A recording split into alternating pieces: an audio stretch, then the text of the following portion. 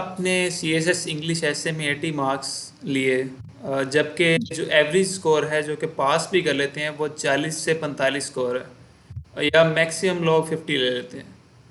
आपने 80 मार्क्स हासिल किए, आपके पास क्या ऐसा ट्रिक है वो बता दें काइंडली। जी हमजा, अल्लाह का शुक्र है जी। माशाल्लाह 80 मार्क्स आए और वो भी फर्स्ट अटेम्प्ट में आए। तो उसमें ये होता है जी, ऐसे में बहुत सारी चीज़ें जो है there at play simultaneously, right. सबसे पहले तो आपने ये देखना होता है आउट ऑफ दोज 10 टॉपिक्स आप किस एक पे अटेम्प्ट करेंगे। ये बड़ा ज़रूरी है कि किस में मेरे पास डेटा है, किस में मैं बहुत अच्छा लिख सकता हूँ या लिख सकती हूँ। फिर दूसरा, आप जब आउटलाइन बनाती हैं ना तो उसमें बहुत ज़्यादा फोकस करना होता है। अब होता क्या है जी, अब 3 घंटे में आपने 18 पेजेस या 20 पेजेस लिखती हैं, तो अक्सर एस्पिरेंट्स थोड़ा सा जल्दबाजी में कट जाते हैं ये। And I am also guilty of this. एक दो दफ़ा प्रैक्टिस एस्सेज जब मैं घर पे कर भी रही थी टाइमर लगा के, तो मैंने भी बड़ी जल्दी में कि टाइम कम है और आउटलाइन पे ज़्यादा टाइम ना लगाया। तो ये बड़ा एक ज़रूरी चीज़ होती है कि आपने आउटलाइन बहुत रेलिवेंट टू द टॉपिक बनानी है। वो अक्सर आपने अगर जो बात की कि बच्चे 40 पे पास करते हैं, वो एक्चुअली इसीलिए करते हैं क्योंकि उनकी काफ़ी आउटलाइन जो है वो इररेलेवेंट होती है। नो डाउट उनका राइटिंग स्टाइल अच्छा है, उन्होंने बहुत कॉम्प्लेक्स भी सेंटेंसेस यूज़ किए हैं, सिंपल भी किए हैं, कोटेशंस भी डाली हैं, बट थोड़ी सी क्योंकि आउटलाइन ऑफ हो जाती है तो वो वहाँ से जो है थोड़े मार्क्स लूज़ कर जाती हैं। ठीक है जी। अच्छा, आउटलाइन आपने जब टाइम लगा लिया, वो अच्छी से बना ली, फिर आप इंट्रोडक्शन पे थोड़ा सा फोकस करते हैं, because the examiner will read your outline very carefully.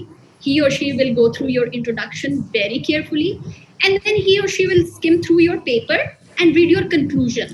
ठीक है। तो ये जो इंट्रो हो गया, कंक्लूजन हो गया और आउटलाइन हो गई, इन 3 चीज़ों पे बहुत आपको जो है केयरफुली इनको आपने लिखना है। अच्छा, उसके बाद आपने थोड़ा-सा अपने एसे में फ्लो का ख्याल रखना है जी, वो कोहेरेंट है, नहीं है। कुछ ऑब्वियसली आपने एम्बेलिशमेंट्स भी करनी है, कुछ कोटेशंस डालनी है, स्टैट्स एंड फिगर्स डालने होते हैं। वो सिर्फ ऐसा नहीं ना लगे कि जी हवा में बातें हो रही हैं, सब्सटैंशिएट करना होता है अपने आर्टिकल्स को।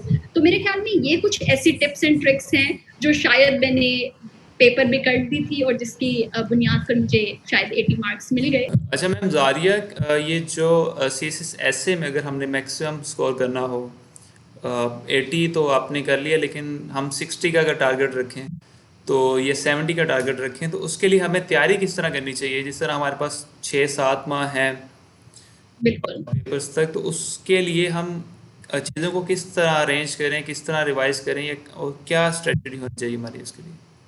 ठीक। अच्छा जी, एक तो हमजा ये कि बिल्कुल अगर मैं 80 स्कोर कर सकती हूँ तो हर एस्पिरेंट कर सकता है, ठीक है, कोई इसमें इतना मसला नहीं। एक ये जो मिसकंसेप्शन होती है कि शायद बहुत कोई फैंसी लिखना होता है, बहुत कोई heavy words, intense words use करने होते हैं, ऐसा कुछ नहीं करना होता। मैं अगर बल्कि अभी आपको सैंपल अपना कोई इंट्रोडक्शन वगैरह भी दिखाऊंगी, एंड यू विल सी कि बड़ी मैंने नॉर्मल सी, सिंपल सी, स्ट्रेट फॉरवर्ड सी वो अंग्रेजी लिखी हुई है, कोई उसमें इतना फैंसी नहीं है काम। अच्छा जी, तो एक तो आपने ये मद्देनजर रखना है। दूसरा, आपने प्रैक्टिस जो है वो जरूर करनी है। होता क्या है जी, अक्सर एस्पिरेंट्स वो थोड़ी सी रिसर्च कर लेते हैं या चलें कहीं से गाइडेंस ले ली, एंड देन दे थिंक कि चलो अब हमारी प्रिपरेशन हो गई है, अब हम बस फेब में जाके थोड़ा सा एस्से को रिवाइज कर लेंगे। तो ये आपने बिल्कुल नहीं करना। आपने एस्से के लिए देखिए जी, it all comes down to practice कि आपको आउटलाइन कितनी जल्दी, कितनी रेलिवेंट आप बना सकते हैं। ये आपको कैसे आएगी? जब आप प्रैक्टिस करेंगे। इंट्रोडक्शन जो आपने लिखना है वो कितना relevant to the point introduction आप लिखेंगे, वो आपको कैसे पता चलेगा अंडर टाइम कंस्ट्रेंट प्रैक्टिस करने से। तो आपने ये जरूर मेक श्योर करना है कि after every let's say 2 weeks आप जो है संडे को एक दिन बैठें, अपने स्टडी टेबल पे टाइमर लगाएं 3 घंटे का, और आप एक जो है ऐसे अंडर टाइम कंडीशन लिखिए। तो ये आपने जो है एक चीज मद्देनजर रखनी है। अब हम थोड़ा सा आ जाते हैं कंटेंट पे। तो कंटेंट पे जी आपने कोटेशंस का ख्याल रखना है। अच्छे अगर मार्क्स लेने हैं, मैं ये नहीं कहूंगी कि for the sake of it आप कोटेशंस लिखते रहें, ये बिल्कुल नहीं करना। आपने relevant to the point quotations वहां पे लिखनी है, ठीक है। आपने स्टैट्स जरूर मेंशन करने हैं। अगर लेट्स सपोज करप्शन पे कोई ऐसे आया हुआ है, तो ये बड़ा जरूरी है कि जी आप पाकिस्तान की रैंकिंग क्या चल रही है, करप्शन इंडेक्स पे उसको मेंशन करें। ये बड़ा ज़रूरी है कि आप ये जो recent corruption anti corruption drive चल रही है, आप इसको मेंशन करें।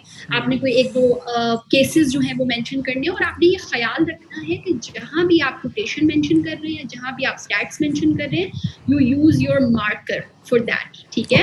ताकि when the examiner is skimming through your paper तो उसको फौरन से नजर आ जाए। हर पेज पे, हर साइड ऑफ द पेज पे एटलीस्ट 2 से 3 दफा आपका मार्कर यूज हुआ होना चाहिए, ठीक है?